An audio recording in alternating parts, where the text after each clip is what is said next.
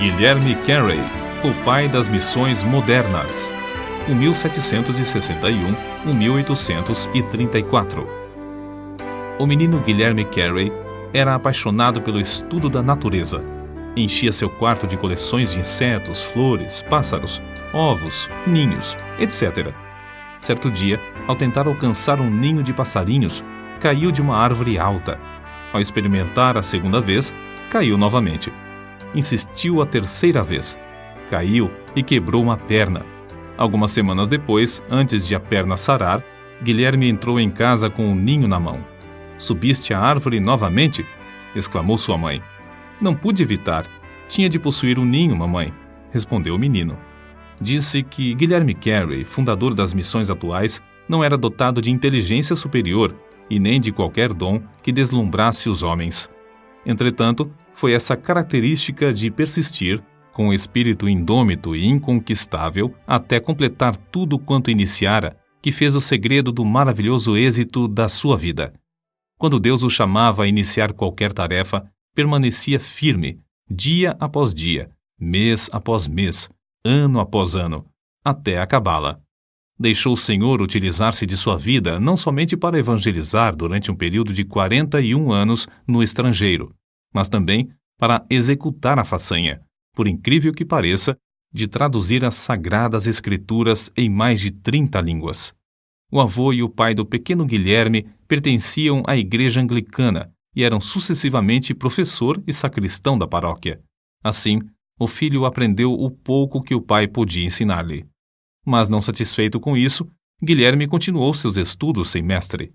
Aos 12 anos, adquiriu um exemplar do vocabulário latino, organizado por Ditch, o qual decorou. Aos 14 anos, iniciou a carreira como aprendiz de sapateiro. Na loja encontrou alguns livros, dos quais se aproveitou para estudar. Assim, iniciou o estudo do grego. Foi nesse tempo que chegou a reconhecer que era um pecador perdido e começou a examinar cuidadosamente as Escrituras. Não muito depois da sua conversão, com 18 anos de idade, pregou o seu primeiro sermão. Ao reconhecer que o batismo por imersão é bíblico e apostólico, deixou a denominação a que pertencia. Tomava emprestados livros para estudar e, apesar de viver em pobreza, adquiria alguns livros usados. Um de seus métodos para aumentar o conhecimento de outras línguas consistia em ler diariamente a Bíblia em latim, em grego e em hebraico. Com a idade de 20 anos, casou-se. Os membros da igreja onde pregava, entretanto, eram pobres, e Carey teve de continuar seu ofício de sapateiro para ganhar o pão cotidiano. O fato de o Sr. Old, seu patrão, exibir na loja um par de sapatos fabricados por Guilherme como amostra, provava a habilidade do rapaz. Foi durante o tempo em que ensinava geografia em Malton que Carey leu o livro As Viagens do Capitão Cook, oportunidade em que Deus falou à sua alma acerca do estado abjeto dos pagãos sem o Evangelho. Na sua tenda de sapateiro, afixou na parede um grande mapa mundi, que ele mesmo desenhara cuidadosamente. Incluíra nesse mapa todos os dizeres disponíveis, o número exato da população, a flora e a fauna, as características dos habitantes, etc., de todos os países. Enquanto consertava sapatos, levantava os olhos de vez em quando para o mapa e meditava sobre as condições dos vários povos e a maneira de os evangelizar. Foi assim que sentiu mais e mais a chamada de Deus para preparar a Bíblia para os muitos milhões de hindus na própria língua deles. A denominação a que Guilherme pertencia, depois de aceitar o batismo por imersão, achava-se em grande decadência espiritual. Alguns ministros reconheceram a gravidade da situação e concordaram em passar 1 hora em oração na primeira segunda-feira de todos os meses, pedindo a Deus um grande avivamento. De fato, esperavam um despertamento, mas, como acontece muitas vezes, não pensaram na maneira que Deus lhes responderia. As igrejas de então não aceitavam a ideia, que consideravam absurda, de levar o evangelho aos pagãos. Certa vez, numa reunião do ministério, Carey levantou-se e sugeriu que ventilassem esse assunto, o dever dos crentes em promulgar o evangelho às nações pagãs. O venerável presidente da reunião, surpreendido, pôs-se em pé e gritou: Jovem, sente-se. Quando agradar a Deus converter os pagãos, Ele o fará sem o seu auxílio, nem o meu. Porém, o fogo continuou a arder na alma de Guilherme Carey. Durante os anos em que se seguiram, esforçou-se ininterruptamente, orando, escrevendo e falando sobre o tema que lhe fazia palpitar o coração: levar Cristo a todas as nações. Em maio de 1792, pregou seu memorável sermão sobre Isaías, capítulo 54, versículos 2 e 3. Amplia o lugar da tua tenda, e as cortinas das tuas habitações se estendam. Não o impeças, alonga as tuas cordas, e firma bem as tuas estacas, porque transbordarás à mão direita e à esquerda, e a tua posteridade possuirá as nações e fará que sejam habitadas as cidades assoladas. Discursou sobre a importância de esperar grandes coisas de Deus, e em seguida enfatizou a necessidade de tentar grandes coisas para Deus. O auditório sentiu-se culpado de negar o evangelho aos países pagãos, a ponto de levantar as vozes em choro. Foi então organizada a primeira sociedade missionária na história das igrejas de Cristo para a pregação da palavra de Deus entre os povos nunca evangelizados. Alguns, como Brainerd, Eliot e Schwartz, já tinham ido pregar em lugares distantes, mas sem que as igrejas se unissem para sustentá-los. Apesar de a sociedade missionária ter sido o resultado da persistência e esforços de Carey, ele mesmo não tomou parte na sua formação. O seguinte, porém, foi escrito acerca dele nesse tempo: Aí está Carey, de estatura pequena, humilde de espírito, quieto e constante. Tem transmitido o espírito missionário aos corações dos irmãos, e agora quer que saibam da sua prontidão em ir aonde quer que eles desejem, e está bem contente que formulem todos os planos. Nem mesmo com esta vitória foi fácil para Guilherme Carey concretizar o sonho de levar Cristo aos países que jaziam nas trevas. Dedicava o seu espírito indômito a alcançar o alvo que Deus lhe marcara. A igreja onde pregava não consentia que deixasse o pastorado. Somente quando recebeu a visita dos membros da sociedade é que o problema foi resolvido.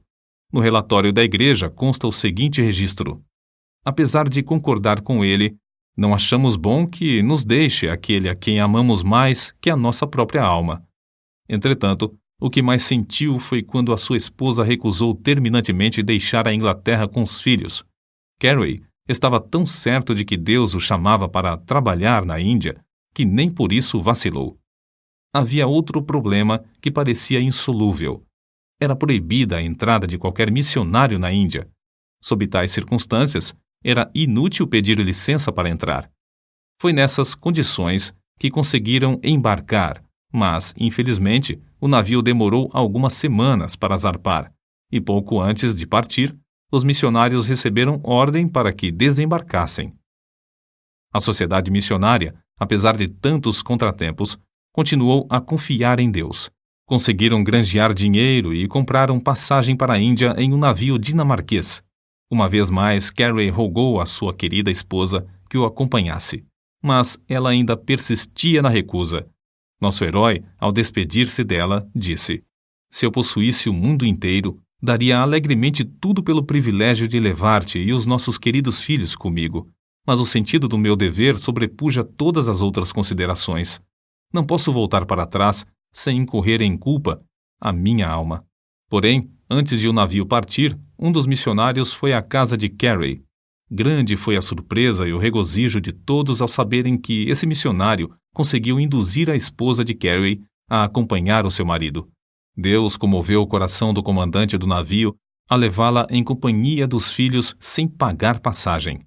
Certamente, a viagem à vela não era tão cômoda como nos vapores modernos. Apesar dos temporais, Carey aproveitou-se do ensejo para estudar o Bengali e ajudar um dos missionários na obra de verter o livro de Gênesis para esta língua indiana. Guilherme Carey aprendeu suficiente o Bengali durante a viagem para conversar com o povo. Pouco depois de desembarcar, começou a pregar, e os ouvintes vinham para ouvir em número sempre crescente. Carey percebeu a necessidade imperiosa de o povo possuir a Bíblia na própria língua e, sem demora, entregou-se à tarefa de traduzi-la. A rapidez com que aprendeu as línguas da Índia é uma admiração para os maiores linguistas. Ninguém sabe quantas vezes o nosso herói se mostrou desanimadíssimo na Índia. A esposa não tinha interesse nos esforços de seu marido e enlouqueceu. A maior parte dos ingleses com quem Carey teve contato o tinham como louco. Durante quase 2 anos, nenhuma carta da Inglaterra lhe chegou às mãos. Muitas vezes faltava aos seus dinheiro e alimento. Para sustentar a família, o missionário tornou-se lavrador da terra, empregou-se em uma fábrica de anil. Durante mais de 30 anos, Carey foi professor de línguas orientais no colégio de Fort Williams. Fundou também o Serampore College, para ensinar os obreiros. Sob a sua direção, o colégio prosperou, preenchendo um grande vácuo na evangelização do país. Ao chegar à Índia, Carey continuou os estudos que começara quando menino. Não somente fundou a Sociedade de Agricultura e Horticultura, mas criou um dos melhores jardins botânicos do país, além de redigir e publicar o Hortus Bengalensis. O livro Flora Indica, outra de suas obras, foi considerada obra-prima por muitos anos. Não se deve concluir, contudo, que para Guilherme Carey a horticultura fosse mais do que um passatempo. Dedicou-se também a ensinar nas escolas de crianças pobres, mas, acima de tudo, sempre lhe ardia no coração o desejo de se esforçar na obra de ganhar almas. Quando um de seus filhos começou a pregar, Carey escreveu: "Meu filho, Félix, respondeu à chamada para pregar o Evangelho." Anos depois, quando esse filho aceitou o cargo de embaixador da Grã-Bretanha no Sião, o pai, desapontado e angustiado, escreveu para um amigo: "Félix encolheu-se até tornar-se um embaixador." Durante o período de 41 anos que passou na Índia, não visitou a Inglaterra. Falava, embora com dificuldade, mais de 30 línguas indianas, dirigia a tradução das escrituras em todas elas e foi apontado para o serviço árduo de tradutor oficial do governo. Escreveu várias gramáticas indianas e compilou notáveis dicionários dos idiomas bengali, marathi e sânscrito. O dicionário do idioma bengali consta de 3 volumes e inclui todas as palavras da língua, traçadas até a sua origem e definidas em todos os seus sentidos. Tudo isso era possível porque sempre economizava o tempo, segundo se deduz do que escreveu seu biógrafo. Desempenhava essas tarefas hercúleas sem pôr em risco a sua saúde, aplicando-se metódica e rigorosamente ao seu programa de trabalho, ano após ano. Divertia-se passando de uma tarefa para outra. Dizia que se perde mais tempo trabalhando inconstante e indolentemente do que nas interrupções de visitas. Observava, portanto, a norma de entrar sem vacilar na obra marcada e de não deixar coisa alguma desviar a sua atenção durante aquele período. O seguinte escrito, em que pede desculpas a um amigo pela demora em responder-lhe a carta, mostra como muitas das suas obras avançaram juntas. Levantei-me hoje às 6 da manhã, li um capítulo da Bíblia hebraica, passei o resto do tempo até às 7 em oração. Então, assisti ao culto doméstico em Bengali com os criados. Enquanto esperava o chá, li um pouco em persa, com um munshi que me esperava. Li também, antes de comer, uma porção das escrituras em hindustani. Logo depois de comer, sentei-me com um pundit que me esperava, para continuar a tradução do sânscrito para o Ramayana. Trabalhamos até às 10 horas, quando então fui ao colégio para ensinar até quase às 14 horas. Ao voltar para casa, li as provas da tradução de Jeremias em Bengali, só findando em tempo para jantar. Depois do jantar, traduzi, ajudado pelo pundit-chefe do colégio, a maior parte do capítulo 8 de Mateus em sânscrito. Nisto, fiquei ocupado até às 18 horas. Depois, assentei-me com um pundit de Telinga para traduzir do sânscrito para a língua dele. Às 7 da noite comecei a meditar sobre a mensagem para um sermão e preguei em inglês às 7h30. Cerca de 40 pessoas assistiram ao culto, entre as quais um juiz do Sadr Delwani Daulat. Depois do culto, o juiz contribuiu com 500 rúpias para a construção de um novo templo. Todos os que assistiram ao culto tinham saído às 21 horas. Sentei-me para traduzir o capítulo 11 de Ezequiel para o Bengali. Findei às 23 horas, e agora estou escrevendo esta carta. Depois, encerrei o dia com oração. Não há dia em que disponha de mais tempo do que isto, mas o programa varia. Com o avançar da idade, seus amigos insistiam em que diminuísse os esforços, mas a sua aversão à inatividade era tal que continuava trabalhando, mesmo quando a força física não acompanhava a necessária energia mental. Por fim, viu-se obrigado a ficar de cama, onde continuava a corrigir as provas das traduções. Finalmente, em 9 de junho de 1834, com a idade de 73 anos, Guilherme Carey dormiu em Cristo. A humildade era uma das características mais destacadas da sua vida. Conta-se que, no zênite da fama, ouviu certo oficial inglês perguntar cinicamente: "O grande Dr. Carey não era sapateiro?" Carey, ao ouvir casualmente a pergunta, respondeu: "Não, meu amigo, eu era apenas um remendão." Quando Guilherme Carey chegou à Índia, os ingleses negaram-lhe permissão para desembarcar. Ao morrer, porém, o governo mandou içar as bandeiras à meia haste em honra de um herói que fizera mais pela Índia do que todos os generais britânicos. Calcula-se que tenha traduzido a Bíblia para a terça parte dos habitantes do mundo. Assim escreveu um de seus sucessores, o missionário Wenger. Não sei como Carey não conseguiu fazer nem a quarta parte das suas traduções. Faz cerca de 20 anos, em 1855, que alguns missionários, ao apresentarem o Evangelho no Afeganistão, acharam que a única versão que esse povo entendia era o Pushto, feita em Serampore por Carey. O corpo de Guilherme Carey descansa, mas a sua obra continua a servir de bênção a uma grande parte do mundo.